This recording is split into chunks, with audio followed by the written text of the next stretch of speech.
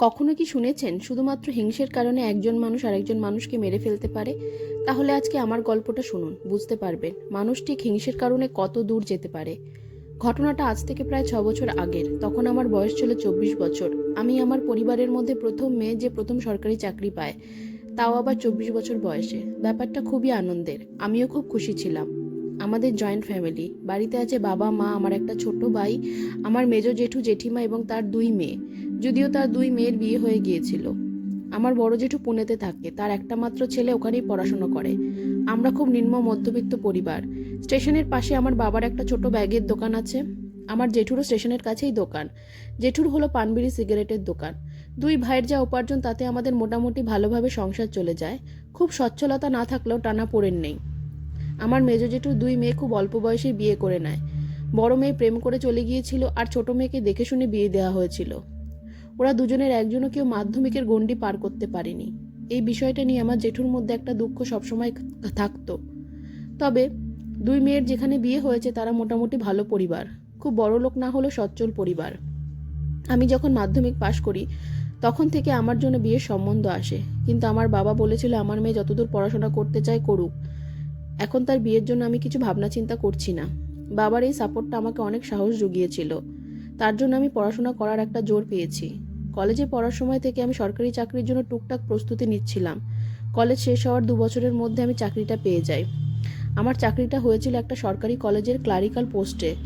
কলেজের নামটা আমি এখানে বলছি না। যাই হোক, চাকরি পাওয়ার পরে বাড়িতে একটা আনন্দের ঝর্ণা বয়ে যাচ্ছিল। সকলে খুব খুশি ছিল, কিন্তু আনন্দের মাঝেও একটা দুঃখ ছিল। আমার পোস্টিং হয়েছিল নদিয়া জেলাতে, যেটা আমার বাড়ির থেকে অনেকটাই দূরে। বাড়ি থেকে ডেলি প্যাসেঞ্জারি করা সম্ভব না, আমাকে ওখানেই থাকতে হবে। তাই বাবা আমার সাথে গিয়ে ওখানে আমার সমস্ত থাকার ব্যবস্থা করে রেখে এসেছিল। মা চিন্তা করছিল আমি একটা একা মেয়ে এখানে থাকবো কি করে একা একা। আমার সাথে গিয়ে তো কারো থাকা সম্ভব নয়, কারণ ভাই আছে, ভাইয়ের পড়াশোনা আছে, মা যেতে পারবে না। বাবার দোকান আছে, বাবাও যেতে পারবে না। তবে আমার বাড়ি ভাড়া যেখানটায় করা হয়েছিল সেটা খুব ভালো এবং সুন্দর জায়গা। একজন বয়স্ক দম্পতির বাড়িতে আমার থাকার ব্যবস্থা করা হয়েছিল। তাদের একটা মেয়ে আছে, মেয়ের বিয়ে হয়ে গিয়েছে। দোতলা বাড়ি, নিচতলাটা ওনারা ভাড়া দিচ্ছেন। আমি একটা অল্প বয়সী মেয়ে, সদ্য চাকরি পেয়েছি শোনার পরে ভাড়াটা কমই নিয়েছে। বলেছে পরে সুযোগ সুবিধা বুঝে টাকা বাড়িয়ে দিতে। বাবা নিশ্চিন্ত হয়ে বাড়ি ফিরেছিল। আমি কলেজে জয়েন করার পর থেকে প্রতিদিন বাবা মায়ের সাথে ফোনে কথা বলতাম। প্রথম 1 মাস খুব ভালোভাবে কাটলো। এরপর আমার বাড়ি থেকে জানালো ওরা আমার সাথে দেখা করতে আসছে। আমার কাছে এসে ওরা কদিন থাকবে। মা, বাবা, ভাই আর জেঠিমা আসবে। আমি খুব খুশি হলাম। যেহেতু নতুন নতুন আমি কাজে জয়েন করেছি, ছুটি আমার পক্ষে নেওয়া সম্ভব না। তাই বাড়িতে এসে রান্না বান্না সমস্ত রকমের ঝক্কি মা আর জেঠিমাকেই করতে হলো। 7 দিন মতন থেকে ওরা চলে গিয়েছিল। এরপর আমার বাড়ির মালকিন সে আমাকে বলল, আমরা 2 দিনের জন্য আমাদের মেয়ের বাড়িতে যাচ্ছি, তুমি একা একা থাকতে পারবে তো? সত্যি কথা বলতে অত বড় বাড়িতে দিনের বেলা যেমন তেমন, কিন্তু রাত্রিবেলা একা থাকা খুব চাপের। একটু ভয় ভয় আমার করছিল। আমি খুব একটা সাহসী মেয়ে নই, খুব ভীতু। তবুও ওনারা মেয়ের বাড়ি যাচ্ছেন, আমি তো আর বলতে পারি না যে আমি ভয় পাবো। ওনাদেরকে নিজের স্বার্থে তো আর আটকে রাখা যায় না। আর এই সবে সবে মারা ফিরে গেল, আবার এসে আমার সাথে থাকাটা সম্ভব না। আমি বললাম আপনারা নিশ্চিন্তে যান, আমি থাকতে পারবো, কোনো সমস্যা হবে না। মেন গেট সহ বাড়ির সমস্ত গেটের দরজার চাবি আমাকে বুঝিয়ে দিয়ে গেল। যেহেতু আমি কলেজ থেকে 5:30টার মধ্যে ফিরে আসতাম, তাই বাইরে বেরোনোর দরকার পড়তো না। আমার খুব বেশি অসুবিধা হওয়ার কথা না। ঘটনাটা ঘটলো যেদিন ওনারা বাড়ি থেকে চলে গেলেন, সেদিন ছিল রবিবার। আমার কলেজ ছিল না, আমি বাড়িতেই ছিলাম। সারাদিন নিজের মতো করে রান্নাবান্না করলাম, মোবাইল ঘাটাঘাটি করে দুপুরবেলার দিকে ঘুমিয়েছিলাম। আর যখন ঘুম ভাঙলো তখন সন্ধে হয়ে গিয়েছিল। আমি ধরপড়িয়ে উঠে বসলাম। ঘর অন্ধকার, বাইরে অন্ধকার। ঘরের আলো জ্বেলে উঠে বসলাম। তারপর ভাবলাম অনেকটা দেরি হয়ে গেছে, বাইরের গেট লাগানো হয়নি। তাড়াতাড়ি গিয়ে বাইরের আলো জ্বেলে বাইরের গেটে তালা দিলাম। আমি যে বাড়িটাতে থাকছি সে বাড়িটা লোকালয়ের মধ্যে হলেও একটু ফাঁকা। আশেপাশে ঘরবাড়ি থাকলেও বেশ দূরে দূরে। সন্ধ্যের পর এলাকাটা চুপচাপ হয়ে যায়।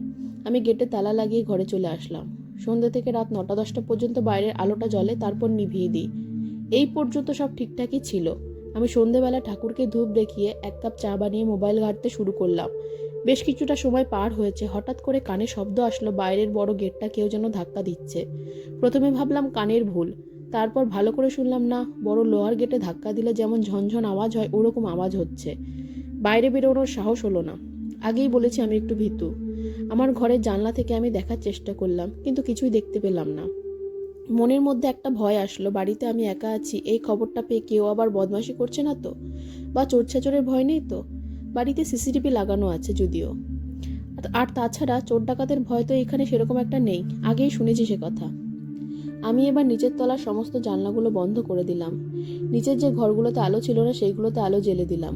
এমনকি দোতলার ব্যালকনিতেও আলোটা আমি বাইরে থেকে জ্বেলে দিলাম।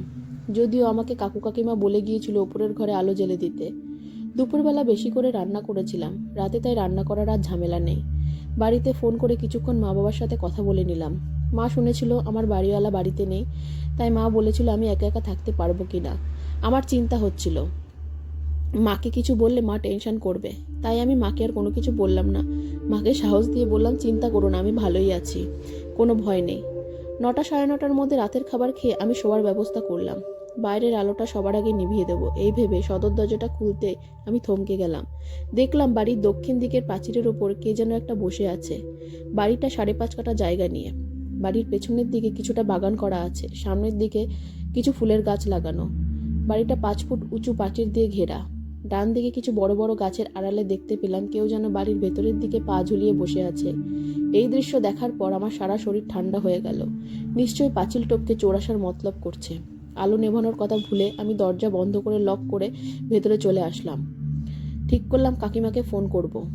আমি এবার নিজের ঘরে ঢুকে জানলার পর্দাটা সরিয়ে ভালো করে দেখার চেষ্টা করলাম।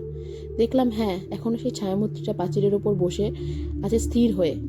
এবার আমার সত্যিই খুব ভয় করছিল, কি করব আমি। হঠাৎ করে মনে পড়ল পাঁচিলের উপরে কাচের টুকরো আর পেরেক গাঁথা, ওর উপরে বসে থাকা কখনোই সোজা বিষয় নয়। তাহলে লোকটি বসে আছে কি করে? এই ভেবে আমি আরও একবার জানলা থেকে উকি দিলাম, কিন্তু না, কোথাও কেউ নেই। একটু সাহস নিয়ে আমি আবারও সদর দরজা খুলে দেখলাম, সত্যিই কেউ নেই। তাহলে কি আমি ভুল দেখলাম, নাকি গাছপালার ছায়াটা পড়েছিল বলে মনে হলো কেউ বসে আছে? কোনো কিছু দেখতে না পেয়ে বাইরের আলো বন্ধ করে আমি ঘরে চলে আসলাম। সত্যি একা একা থাকলে মনের মধ্যে কত রকমের ভাবনা চিন্তাই না আসে। আগামীকাল সোমবার, কলেজ আছে, তাড়াতাড়ি ঘুমিয়ে পড়াই ভালো, সেই ভেবে আমি শুয়ে পড়লাম। বিছানায় গা এলিয়ে দেওয়ার 10-15 মিনিটের মধ্যেই আমি ঘুমিয়ে পড়েছি। হঠাৎ করে মায়ের ডাক কানে শুনতে পেলাম। আমার নাম ধরে মা ডাকছে। মায়ের ডাকে সাড়া দিয়ে আমি উঠে বসলাম। দেখলাম ঘরের মধ্যে অন্ধকার, 0 পাওয়ারের একটা আলো জ্বলছে। আমি মোবাইলে সময়টা দেখলাম রাত 3:36। তাহলে কি আমি স্বপ্ন দেখলাম? এই ভেবে জল খেয়ে আবারও শুয়ে পড়ি। পরদিন সকালে উঠে অফিস চলে গেলাম। একবার কাকু কাকিমাকে ফোন করে জিজ্ঞাসা করলাম তারা কবে ফিরবে, কেমন আছে। তারা বলল তাদের ফিরতে আরও 2-3 দিন সময় লাগবে, তারা ভালো আছে। সারাদিনে কাজের চাপে আগের দিনের সমস্ত কথা ভুলে গিয়েছিলাম। বাড়িতে এসে সকালে রান্না করে যাওয়া তরকারি আর ভাত খেয়ে কিছুটা বিশ্রাম নিচ্ছিলাম। খুব ক্লান্ত অনুভব করছিলাম, ঘুমিয়ে পড়ি। আজকেও যখন ঘুম থেকে উঠি তখন দেখি সন্ধে নেমে গেছে। তাড়াতাড়ি গিয়ে গেটে তালা দিলাম, বাইরের আলো জ্বেলে দিলাম। আবার আমার গতকালে সেই পাঁচিলের ওপর লোকটাকে দেখার কথা মনে পড়ে গেল। তাই আমি একবার সেদিকে তাকালাম, কিন্তু কাউকে দেখতে পেলাম না। যদিও গতকাল সেটা আমি রাতের বেলায় দেখেছিলাম, সন্ধ্যেবেলায় না, তবু গাটা কেমন শিরশির করে উঠল। আমি ঘরে এসে শুয়ে পড়লাম। শরীরে এতটাই ক্লান্তি যেন আর কিছুতেই কিছু করতে ইচ্ছা করছে না। যেহেতু বিকেলবেলায় এসে খাবার খেয়েছি তাই খিদেটা নেই। শুয়ে শুয়ে মোবাইল ঘাঁটছিলাম। 9টা সাড়ে 9টার দিকে খিদে পেল। যেহেতু রান্না বান্না করতে ইচ্ছা করছিল না, তাই আমি ঘরে থাকা কিছু বিস্কুট আর জল খেয়ে শুয়ে পড়লাম। সেদিনও মাঝরাতে আমার ঘুম ভেঙে গেল। কোনো কারণ নেই, কোনো আওয়াজ শুনিনি, স্বপ্নও দেখিনি। হঠাৎই আমার ঘুম ভেঙে গেল। কেন গেল বুঝলাম না। ঘুম ভেঙে যাওয়ার পর একটা অস্বস্তি হচ্ছিল, মনে হচ্ছিল ঘরের ভেতরে যেন একটা গুমট ভাব অনুভব হচ্ছে। আমার ঘরের জানলা আমি বন্ধ করে রেখেছিলাম, কারণ কাল থেকে একটু ভয় ভয় করছিল, তাই আমি জানলাটা খুলিনি। সকালে ঘুম থেকে উঠে আর জানলা খোলার সময় পাইনি। বিকেলে যখন বাড়ি ফিরেছি তখন আর জানলা খুলিনি। এখন ঘরের মধ্যে এতটাই সাফোকেশন হচ্ছে যে খানিকটা বাধ্য হয়ে আমি জানলা খোলার সিদ্ধান্ত নিলাম। মাথার উপর ফ্যান চলছে, কিন্তু তবুও অস্বস্তি এত বেশি লাগছে যে জানলাটা খুলেই দিলাম। জানলা খোলার পর ঘরের ভিতরে যেন একটু হাওয়া বাতাস খেলতে শুরু করলো। তখন একটু স্বাভাবিক বোধ করলাম। আমি আগেও জানলা বন্ধ করেই শুয়েছি রাতে, কিন্তু এমনটা তো হয়নি। হঠাৎ করে আজ এমন কেন হলো বুঝতে পারলাম না। কিন্তু এরপরে জানলার বাইরে নজর যেতে গাটা কেমন ছমছম করে উঠল। একেবারে খাটের পাশেই আমার জানলাটা। সারা রাত জানলাটা খুলে রাখাও সুবিধা বোধ করছি না। কিছুক্ষণ খুলে রাখলাম, তারপর জানলা বন্ধ করে শুয়ে পড়লাম। এইভাবে 4-5 দিন কাটলো। প্রতিদিন রাতের বেলা কোনো না কোনোভাবে আমার ঘুম ভেঙে যেতে শুরু করলো। রাতে ঠিকঠাক ঘুম না হওয়ার জন্য শরীর একটা ক্লান্তিভাব কাজ করতো। কাজে গিয়েও ঠিকভাবে কাজ করতে পারতাম না। কোনো রকমে একবেলা রান্না করে দুবেলা খেতাম। 6 দিনের মাথায় কাকু কাকিমা ফিরে আসলো। আমি যখন বাড়িতে ছিলাম না তখনই ওরা এসেছিল। বিকেলবেলা আমি যখন কলেজ থেকে ফিরলাম দেখি বাড়িতে ওনারা এসে গেছে। বাড়ির গেটের সামনে একটা চাতাল মতন করা, ওখানে বিকেলবেলা সবাই বসতো। আমাকে বাড়িতে আসতে দেখে কাকিমা বলল, কাকলি, তোমাকে বলে গিয়েছিলাম যে কদিন আমরা বাড়িতে থাকবো না, সে কদিন ছাদে ঠাকুর ঘরে গিয়ে পুজোটা দিয়ে দিতে। আজকে দেখলাম ফুল টুল পচে একেবারে একাকার অবস্থা। ওখানে তো মনে হচ্ছে 6-7 দিন কেউ যায়নি। আমি বললাম, কাকিমা ক্ষমা করবেন, আমার মাথা থেকে একেবারে বেরিয়ে গিয়েছিল। আসলে কদিন ধরে কাজের এত চাপ, রাতে ঠিক করে ঘুম হচ্ছে না, সকালে ঘুম থেকে উঠতে দেরি হচ্ছে। তবুও যদি মনে থাকতো আমি সন্ধ্যা পুজোটা দিতাম অন্তত, আমার এতটা ভুল হতো না। আমার সত্যিই মনে ছিল না।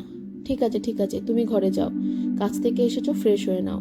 ঘরে গিয়ে ফ্রেশ হয়ে আমি আবারও ঘুমিয়ে পড়লাম। রাত তখন ঠিক কটা জানি না। দরজায় টোকা পড়লো। উঠে দেখি ঘড়ির কাঁটায় 9:45।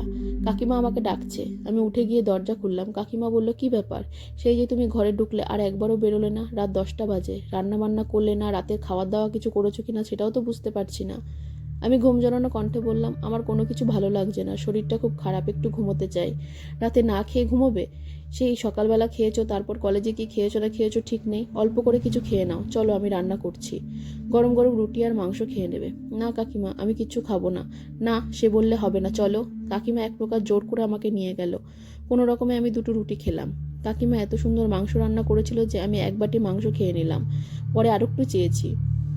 পরদিন সকালবেলা স্নান টান সেরে আমি আবারও কলেজে বেরিয়ে গেলাম। কলেজ থেকে বাড়ি ফেরার পরে আমি ঘরে গিয়ে যখন ফ্রেশ হলাম, কাকিমা আমার ঘরে এসে বলল, কাকলি, তোমার সাথে একটু কথা আছে। হ্যাঁ বলুন কাকিমা, কি বলবেন? তোমার কি কিছু হয়েছে? কই না তো, আমার তো কোনো কিছু হয়নি। কাকিমা বলল, তুমি আমার সাথে এসো। বলে আমাকে নিয়ে গেল নিচের তলার রান্নাঘরে, যেখানে আমি রান্না করি। রান্নাঘরের দরজাটা বন্ধ ছিল। রান্নাঘরের দরজাটা খোলার সাথে সাথে একটা বিচ্ছিরি গন্ধ নাকে আসলো। রান্না করা সমস্ত খাবার দাবার এঁটো কাটা ছড়ানো, সেগুলো আবার পচেও গেছে। কাকিমা বলল, তুমি কতদিন ধরে রান্না করো না বলো তো? আমরা 6-7 দিন বাড়িতে নেই, বাড়িতে এসে দেখছি 2 দিন হলো তোমাকে আমি রান্না করতেও দেখিনি। দেখো তো, মনে হচ্ছে আজ 7 দিন তুমি রান্না করোনি। কি হয়েছে তোমার বলবে? ঠিক আছে, রান্না করোনি আলাদা ব্যাপার, হয়তো বাইরে খেয়েছো, কিন্তু তাই বলে রান্নাঘরটা অপরিষ্কার রাখবে? আমি কাকিমাকে বললাম, বিশ্বাস করুন, আমি কিন্তু পরিষ্কার করেছি। সেটা তো দেখতেই পাচ্ছি তুমি কেমন পরিষ্কার করেছো। তোমার ঘরে গিয়ে দেখলাম তোমার ঘরটাও তো আগোছালো। তোমাকে আমি মাস দেড়েক দেখছি, প্রথম দিকে তো তুমি এরকম ছিলে না, পরিপাটি করে সব কিছু করতে। এখন এরকম কেন করছো? তোমার যদি শরীরে কোনো সমস্যা হয় সেটা বলো, বাড়ির লোককে খবর দাও। কিন্তু তুমি কিছু বলছো না, এরকমভাবে দিন কাটাচ্ছ, এটা তো ঠিক নয়। আমার মনে হয় তোমার একটু ডাক্তার দেখানো দরকার। সত্যি আমি খেয়াল করিনি, 6-7 দিন ঘরের মধ্যে কেমন যেন একটা আগোছালো অবস্থা, কোনো কাজ করতে ভালো লাগে না। যতই শরীর খারাপ থাক, অন্যের বাড়িতে এইভাবে তো আর থাকা যায় না। তাই সেদিন নিজের ঘরটা কোনো রকমে পরিষ্কার করলাম। পরদিন সকালে উঠে প্রথমে রান্নাঘর পরিষ্কার করলাম। কাজ করতে করতে রান্না করার সময় পাইনি। কাকিমা জোর করে আমাকে খাবার খাইয়ে দিল, গরম গরম ভাত দিয়ে ঘি, তার সাথে ডিম সেদ্ধ। কাকিমা আমাকে বলল, গতকাল তোমাকে ওভাবে বলেছি বলে কিছু মনে করো না, আসলে বাড়িঘর অপরিচ্ছন্ন থাকলে আমার ভালো লাগে না। না না কাকিমা, আপনি ঠিকই বলেছেন, আমি কোনো কিছুতে কিছু মনে করিনি, রাগ কেন করতে যাব? ঠিকই তো, অপরিষ্কার থাকলে কি ভালো লাগে? এরপর ধীরে ধীরে আমার শরীরের